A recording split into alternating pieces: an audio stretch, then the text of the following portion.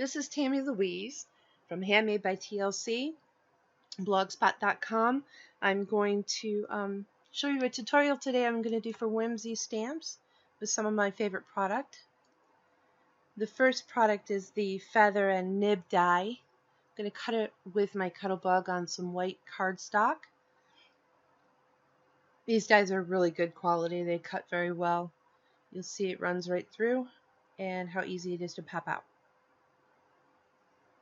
I'm going to try and make a more masculine Valentine's Day card.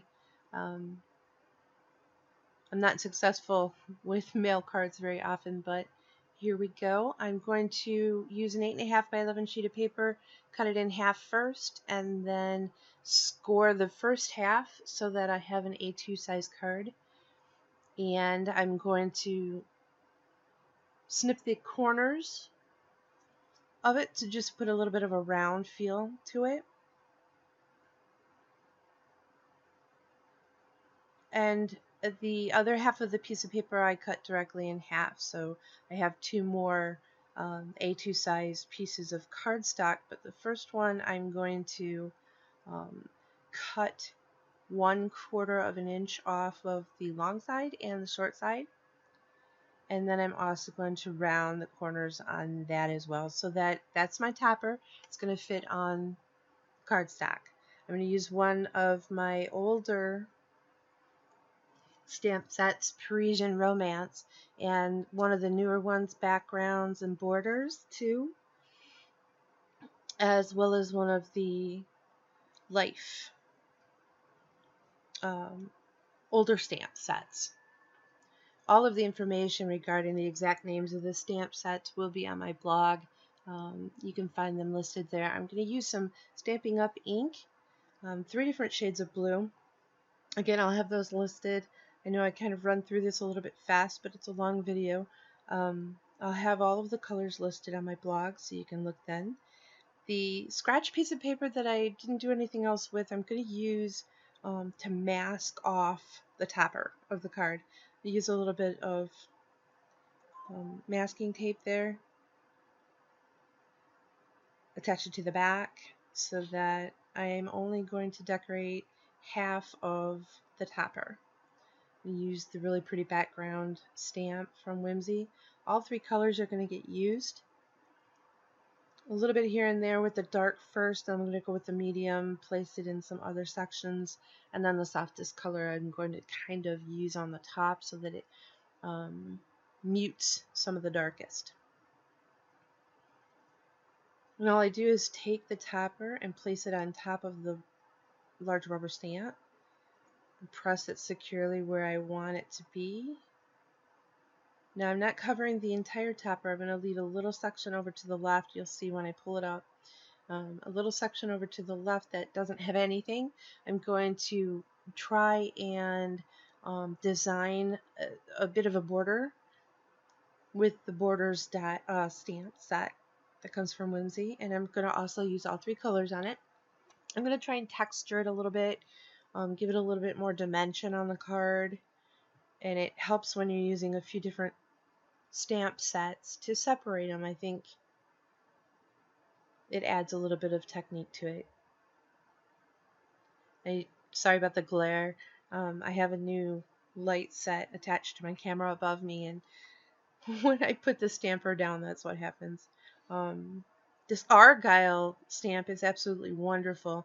First thing I use is the border one that comes with the set, and I use the darkest ink from Stampin' Up! This is water-based pigment ink. And I kind of place it over to the left, not to cover the dots, but to fill in that space. And then I use, accidentally put the darkest color on, but I wipe that off. The Argyle filling, which I thought was just a really cute idea. I wipe this off, and then I use the lighter color because I don't really want a ton of contrast on the top section. When I make this card, it's going to be a very clean and simple sort of card, and I only want the dark ink to be in certain spots so that it's symmetrical. But using this Fiskars plastic instead of an acrylic block, this punches down really easy. It's got cushions so you can place it exactly where you want it to be. I'm just taking off the topper now, and you'll see when I turn it over that because I masked it, it only shows up on half the card, which is exactly what I wanted to do. Now, I've been seeing a lot of different people using techniques where you just use the colored ink of your choice, and you start with a dark, medium, or light color and build um, color tones into the project. And I hadn't done it yet, and I thought it would be very interesting to try with this one, especially because it's a clean and simple masculine Valentine sort of card. So I'm using all three of the blues, and I start with the middle because I wasn't sure exactly where I wanted the lightest to be. Um, and as I'm covering that background stamp, I can sort of envision how it's going to look a little bit better. So I'm going to start with the lightest color, but start in the middle of the card and move toward the top and toward the bottom a little bit, and then move downward to the middle color, and then the darkest color will be on the bottom of the card. And I had to play with that a little bit to get it exactly the way that I wanted it, but it was very fun and interesting to make um, the design color paper yourself, because it's all your choice of ink, and you can control how much goes where. It was very interesting. I would suggest that technique if you haven't tried it yet. Give that a try. It's very fun.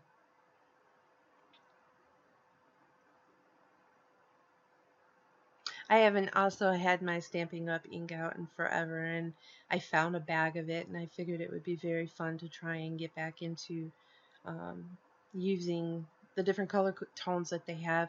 A lot of times I end up using Tim Holtz Distress ink, and that's the only thing that's my go-to ink, but it's kind of fun to pull some older stuff out and try new things with them.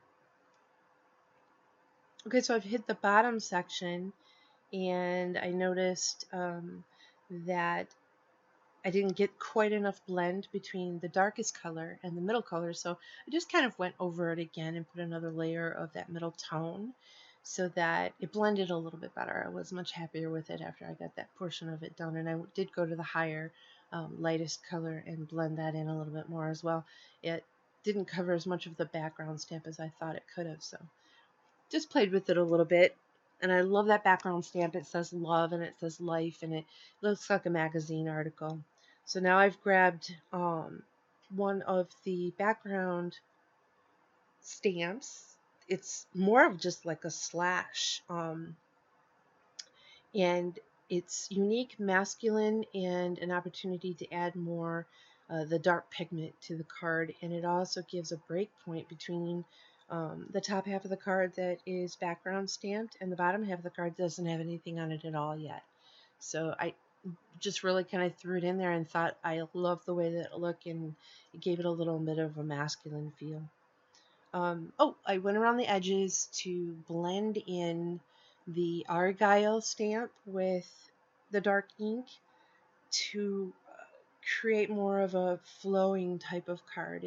And I also did darken it a little bit more on the bottom so that it looked like it was more originally made that way. I didn't want it to look like something that was just all thrown on. I wanted it to mesh together and become a beautiful project. Sometimes it comes out exactly the way we want the first time, and other times we have to play with it a little bit. That's the fun part of the creation of the projects. I decided to go around the feather that I had previously cut. This is the feather and nib die Whimsy Stamps has.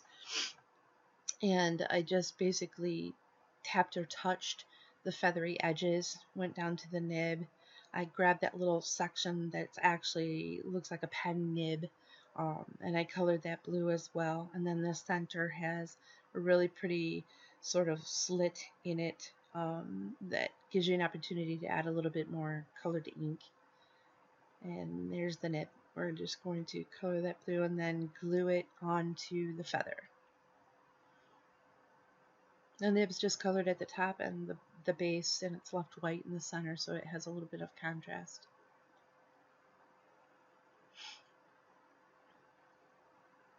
We're going to glue that nib on, and then what I decided to do was let that dry, I'm going to grab the actual topper that is not attached to the scored card as of yet and run it through my Distress-All from Zutter machine. Give it a little bit of a distressed feel on the edges. It also adds to the masculinity of it. And then from the Parisian stamp set, I grabbed the card or the stamped image that I wanted to use. It's about romance, and I thought it was a very Valentine feel sort of sentiment. Great for the occasion.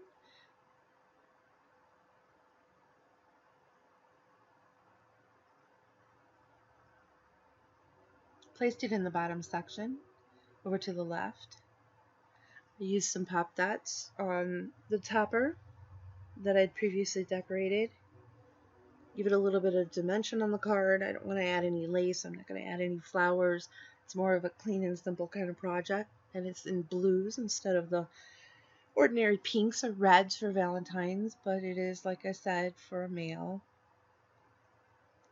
but it's still romantic. And then I grab the flower or the leaf feather and pop that up as well. I did have to cut some of the pop dots so that they'd fit in the feather.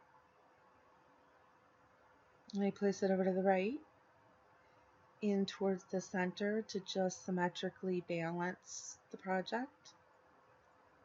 And that was pretty much it. I think I bent some of the feathers up a little bit to give it a little bit of dimension. I did add Wink of Stella to the edges of the feather and some of the dots, the slash that goes across the center of the card in the dark. I went as much as the